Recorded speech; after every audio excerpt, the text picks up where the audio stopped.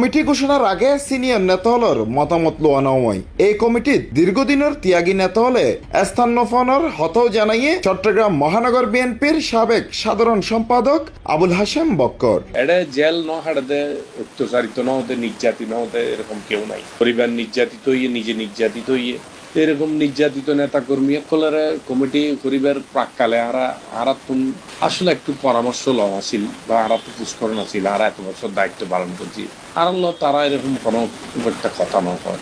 এবং কমিটি দিবার পরে দেখি দে সত্যকার কথা যদি হই 20-25 ওয়ার্ড নিতে আরা দে অরিজিনাল যারা খুবই ত্যাগী নির্যাতিত তারা বাদ করিয়ে এবং কদু আইছে যারা 16-17 বছর একদিনের লাগে দেখানো যায় যারা আসানো তারা চাইলাম যে যারা ত্যাগী নেতা কর্মী যারা নির্যাতিত তারা কমিটি তাইও তাহলে আরাতে পরামর্শ লইলে আরা পরামর্শ দিতাম। এবং দুঃখজনক ভাবে হইলো কিছু এরকম ত্যাগী নেতা, অনেক ত্যাগী নেতা কর্মী বাদ করছি।